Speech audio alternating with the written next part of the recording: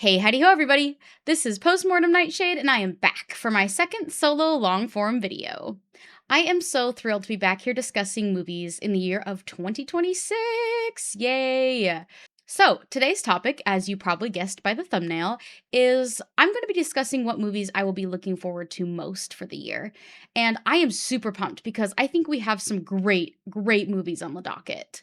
Now, in years previous, some of my favorite films weren't even announced when their respective Januaries came around, so these are just the movies that I'm aware of right now that are slated to come out this year.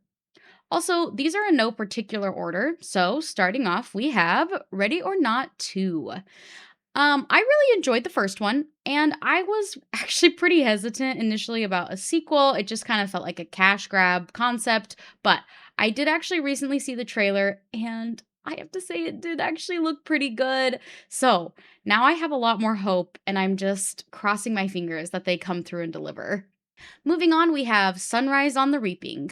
I like The Hunger Games, the original trilogy. I've read all the books, but I actually really enjoyed The Ballad of Songbirds and Snakes, which was a total surprise for me. But it made me even more excited than once they announced this movie because the trailer looks beautiful. I love Haymitch's character, and the casting of Ralph Fiennes as President Snow is just peak amazing. At least I'm pretty sure that's who he's cast as. Correct me if I'm wrong in the comments. I also love the setting of the meadow with the flowers in contrast to what is happening with the story. Alrighty, and moving right along here, we've got Dune 3. The first two Dune movies are actually some of my favorite movies of all time, so obviously I'm super pumped for the third one. And if they stick the landing here, I think that the Dune trilogy could easily be some of the greatest cinema of all time. Easily sitting next to, like, the OG Star Wars trilogy and even The Lord of the Rings. And of course, probably not a surprise, I've seen this one on a lot of people's lists, is Odyssey. I wasn't the biggest fan of this book in high school, but I really do enjoy Christopher Nolan movies, so I'm excited for him to hopefully reinvigorate the story for me.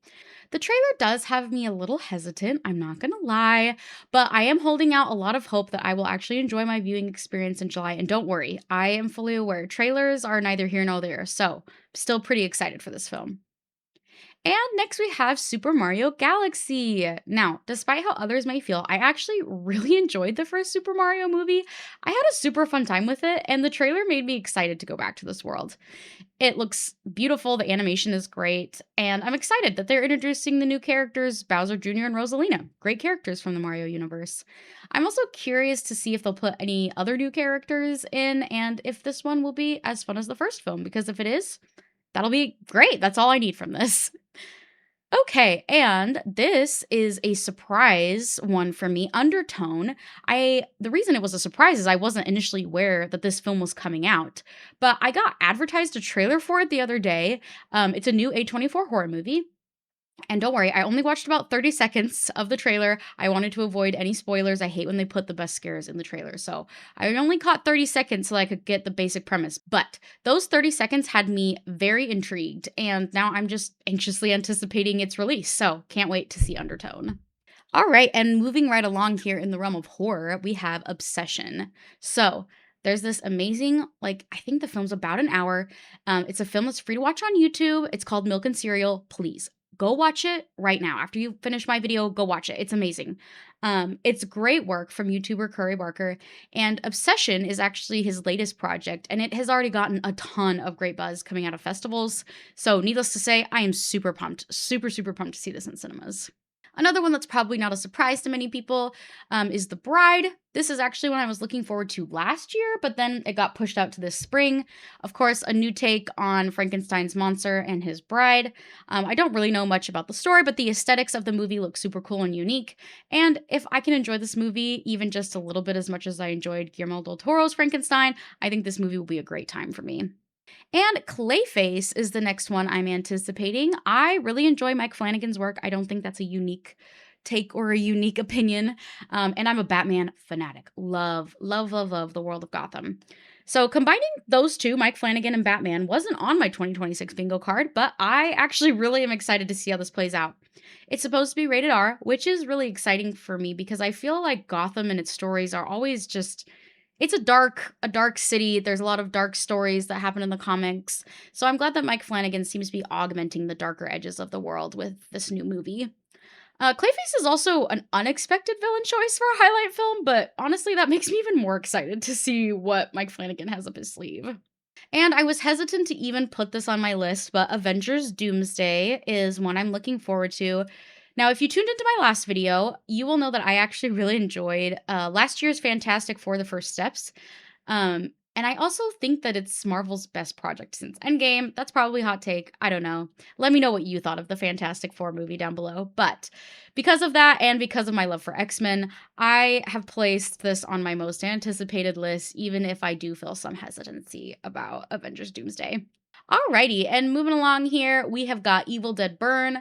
The 2013 Evil Dead remake messed me up. It is not a movie I have rewatched. I've watched it one time. It is a horror movie that definitely fits the bill of horror. I think what most people think about when they think about horror is the 2013 Evil Dead remake. And I enjoyed the horror and thriller elements of Evil Dead Rise, so I'm looking forward to another entry into this franchise. And we've got Resident Evil here. We've just got several horrors I'm looking forward to. I really love the genre of horror. I think there's just so much variety there. And obviously, that's true in the sense that Evil Dead Burn is different from Resident Evil. Based on a famous video game. I don't really know much about the video game lore. I know the franchise is beloved though, so I'm fully aware that people love this property. And the fact that Zach Kreger is the one attached to the project, especially after last year's Weapons, is reason enough for me to be excited about this one. And Hokum is the next on my list, a horror film starring Adam Scott that's being distributed by Neon. Plus, a few of the creepy visuals that have been used in marketing are just the right hooks to get me super, super excited for this release. And 28 years later, Bone Temple. Apologies if you can hear the garbage truck in the background. But 28 years later, Bone Temple. This is a sequel, of course, to last year's 28 Years Later. And this is one I have been very much looking forward to since I saw 28 Years Later. Last June, I believe, is when that one came out. And I will actually be bringing you a review later this week for this one. So like and subscribe to follow along and hear my thoughts on if the 28 Years Later sequel holds up. And we've got Werewolf here coming up. I believe this is again at the end of the year. I love Nosferatu, so I'm interested to see Werewolf. Enough said. Violent Night 2 is another one here. The original was, a fun enough Christmas movie and is one that I talked about at length actually with my co-host Slothro on the Ghastly Ghost Birds channel. So check that out if you're interested. Like and subscribe over there. That would be awesome. But generally, I am intrigued as to how they would handle a sequel to Violent Night because it seemed like a very one-off type of movie, but I guess we'll see. And Hoppers is Pixar's latest in their line of original IPs. Now, Pixar's new original IPs have been hit or miss for me over the last several years, but I always want to encourage studios to take chances on new and original content. So I will be excited and cautiously hopeful that this is a great new Pixar film. And second to last here, we've got Supergirl. As I mentioned in my last long form video, I was pleasantly surprised and am now actually pretty optimistic regarding James Gunn's DC universe. So here's hoping that they can keep up the momentum with Supergirl. And lastly on our list, we have The Backrooms. This is an iconic piece of internet lore. If you've been around on the internet in the last several years, you've probably seen one or two of these videos. I am actually super excited that this property content is getting a feature-length film. I am curious to see if they can capture and maintain the creep and atmosphere of the online videos for an entire film's runtime, but if they can manage it, I think it will be a great horror entry for 2026. Alrighty, well, those are my most anticipated movies of the year. Of course, I'll be catching as many of them as I can in cinemas and bringing you the latest on my thoughts for each of these films, but let me know in the comments, what films are you looking forward to most in 2026? Thank you everyone so much for tuning in, and if you'd like to follow along on my movie review journey, please like, subscribe, and follow, and I will see y'all very soon.